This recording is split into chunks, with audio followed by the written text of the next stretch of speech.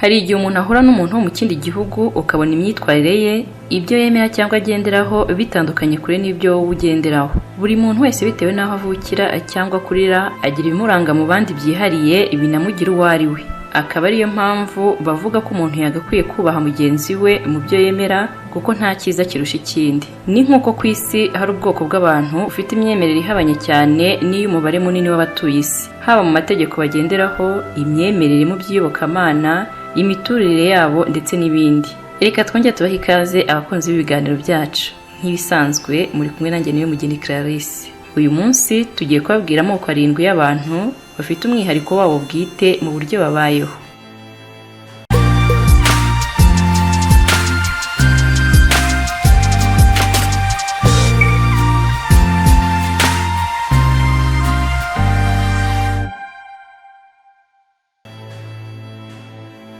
Ku mwanya wa mbere reka tuhashyira abitwa Wigmen Huri.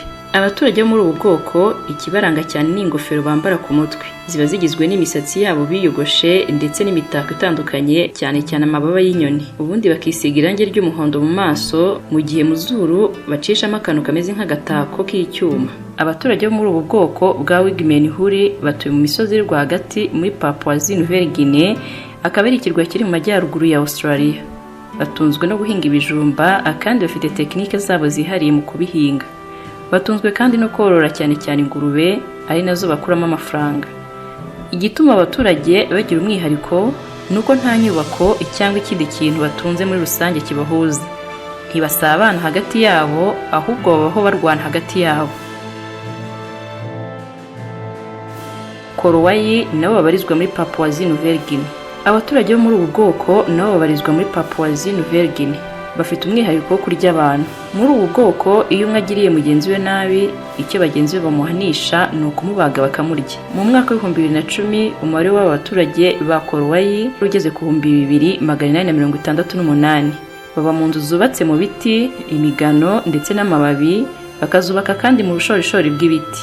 Ibi nibyo bibafasha kwicungira umutekano bareba icyabatera, cyangwa kwirinda inyamaswa zabatera nk'inzoka, imibu, intare ndetse n'ibindi. Mursi, ubwoko bw'abaturage babarizwa mu gihugu cya Ethiopia. Mursi ni ubwoko bw'abaturage batuye mu kibaya cya Omo mu gihugu cya Ethiopia. Umwihariko wabo ni imiterere y'iminwa yabo utapfa kubona ahandi ku isi. Abagore bo muri ubu bwoko kuva bakiri abana batangira gushyira akantu gakoze mu giti ikenda kumera nk'agasahani ku munwa wabo wo hasi, kakagenda kawukwedura, ari nako bagenda bahindura ingano yako. Uku gukwedura umunwa wabo wo hasi ku bagore bifatwa nk'akarango k'ubwiza, ndetse bikanerekana ko umugore akuze agejeje igihe cyo gukora imibonano mpuzabitsina. Paduange, ubwoko bw'abaturage babarizwa mu gihugu cya Thailand. Abaturage bo muri ubu bwoko bwa Paduange ubusanzwe bafite inkomoko muri Myanmar muri Birmanie, ariko kubera intambara za hato na hato bagiye bahunga, ubu umubare munini ukaba warahungiye mu gihugu cya Thailand. Umwihariko wabo uboneka cyane ku bagore, aho babahimba akazina ka Giraffe cyangwa se Twiga. Ibi biterwa nuko mu ijosi rya buri mugore waho bahashyira imitako umuntu yagereranya n'impeta nini. Iyo mitako ituma iyo ubarebera kure ugira ngo bafite ijosi rirerire cyane, nyamara ntago ari byo. Iyi mitako bashyira ku ijosi imeze nk'impeta kuva bakiri bato ntibajya bayikuramo na rimwe, gusa ariko ngo bitewe n'ikigero cy'imyaka hari ubwo bayihindura, ariko nabwo ni uguhinduranya, ntibashobora kuyikuramo na rimwe. Iyo urebeye inyuma ushobora kugira ngo iyo mitako yakuriye ijosi ryabo riba rirerire, ariko siko bimeze. Ahubwo kubera kuyambara igihe kirekire, igice cyo mu gatuza cyabo kigenda kimera nk'aho cyihese cyangwa se cyitsindagiye.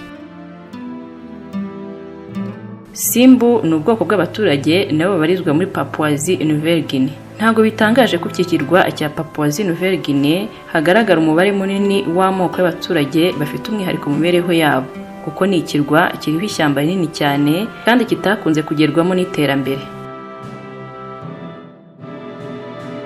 Simbu ni abaturage batuye muri province ya Chimbu, ni mu misozi miremire muri Papouasie Nouvelle Guinée. Bazwiho kutambara imyenda, ahubwo umubiri wabo bawusiga amarangi ashushanyijeho amagufa y'umuntu cyangwa se squelette, bakayishushanyaho mu kugira ngo batinywe n'abandi bo mu yandi moko. Ikindi kandi bakunda kwishyira amababa maremare cyane y'inyoni mu misatsi yabo. Undi mwihariko wabo ni uko abagabo bataba hamwe n'abagore, abagabo baba mu nzu imwe rusange bahuriyeho bose. Iyo nzu iba iri ahitegeye aho abagore n'abana baba kugira ngo babashe kubarindira umutekano. Asaro ni abaturage nabo babarizwa muri Papouasie Nouvelle Guinée. Ubwoko bw'aba bantu bunazwiho akazina k'abantu babumbye mu cyondo. Ni ukubera umwihariko wabo. Bisiga ibyondo bavanze n'irangi ry'umweru. Buri mwaka bakora umunsi mukuru bibuka urugamba abaturage bo muri ubu bwoko bwa Asaro batsinze ubundi bwoko bwigeze kubatera mu myaka 100 ishize, bugasiga babatwikiye ndetse bukanabatwara abagore babo.